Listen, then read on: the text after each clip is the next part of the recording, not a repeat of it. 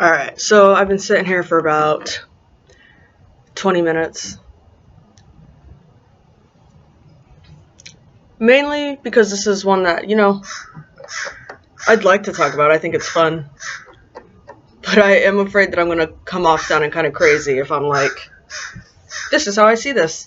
So, whatever, I already put up my crazy, so might as well just go for it, right? So today what I want to talk about is that childlike faith that people talk about all the time. I'm going to tell you my experiences and why I'm thinking the way that I'm thinking. So, obviously when I was a kid and I heard people say, hey, have that childlike faith, I was like, yeah, be like me. Like, I was totally cool with it. And then, Amber Alert.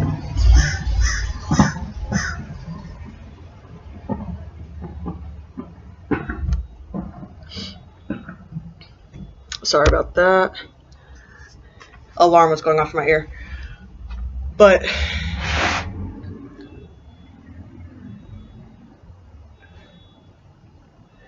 when I got older and started to think for myself and think that I know everything, and when I disagreed with somebody and they're like, you just need to have that childlike faith, I was like, what do you mean? I'm not going to follow you blindly. I'm not going to follow something blindly. Like, no, that's stupid. That's ignorant.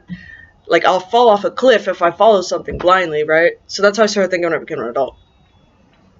Here's how I'm seeing it now.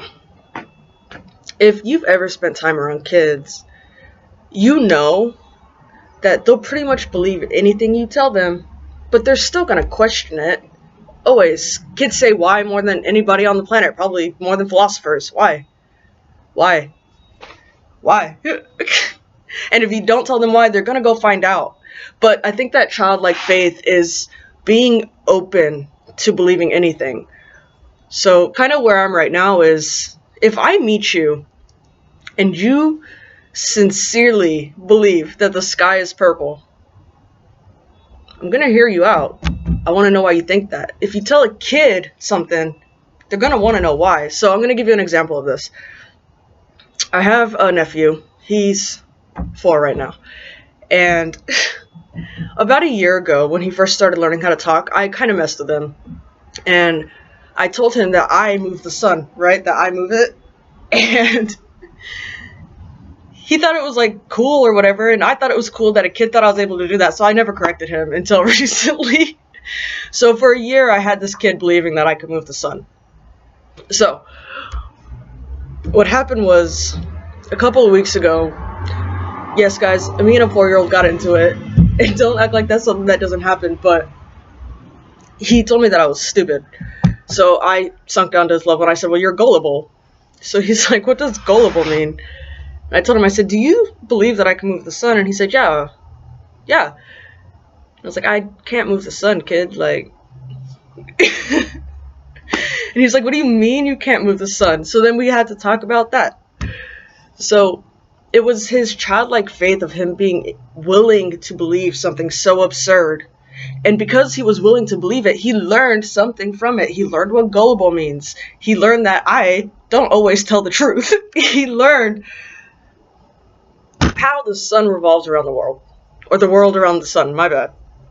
Yeah, you know what I mean. But he learned that, okay? Because he had a childlike faith. So that's what it means to me, is just be willing to believe. And I do love hanging out with kids, guys. People call me the nanny or the babysitter or whatever, but for me it's not really a job when I'm hanging out with these kids. I enjoy hanging out with them. They're fun, they're smart. And they do test my patience. So since the childlike faith only took 4 minutes and 30 seconds, I'm going to tell you guys a couple more stories about these kids that I hang out with. So another reason I really enjoy hanging out with kids is because of being able to actively work on seeing body language, because kids cannot hide their body language. If I say something that makes a kid uncomfortable, like, hey, I don't think that was such a good idea, and it makes them uncomfortable because now they feel guilt, they'll hide under the table. They'll go under a blanket.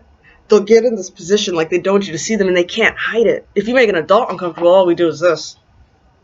But kids, they're so dramatic, they're going to hide from you. So it makes me work on how I talk to people. So now if they do something wrong, I come at it a different way. So that way they're not shutting down. And I also let them know, hey, I know what you're feeling right now because I can see it. And then they're like, wait.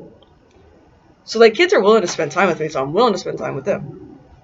It's not a chore for me. I don't need to get paid for it. But sometimes I tell them, hey, I just need to be alone right now. And they will not leave me alone. So here's what we do. I tell him, sometimes I just need it to be quiet, and if you want to spend time with me, you're just going to have to be quiet right now. So when I have my quiet time, he's quiet for the most part, for maybe about 10 minutes until he needs help with something. And then we'll start talking again, but it's cool. I like doing it. The kid likes to take one of my headphones, and we go to the park, and we'll just dance together, because he's not afraid to be who he is. And yes, kids test me because of their ignorance. It's scary sometimes, and when they're about to do something that you know is going to hurt them because you've experienced that and you know that, and they don't know that yet, and so it's like, don't do that, or like grab them, or like just actively like try to make this stop, and then it scares them, and then they're crying, and then you're like, why are you crying? Like, stop crying. It's fun, but yeah, I'm constantly building a relationship with these kids, and you know, by the time they're adults, I do think that we'll be able to go to the stars together. I do think that. I was talking to my nephew about that last night. I was like, hey, we're going to go to the stars. He's like, I'm not allowed to go to the stars. I was like, what do you mean? He's like, I'm not allowed up there, but we could get your telescope and go look at the stars. I was like, no, one day we're going to go to the stars. I said, we just have to figure it out. He's like, I know how. I was like, I bet you do. And I'm sure when he's old enough, he's going to tell me how to get to the stars. So I am grateful for the friendship of children.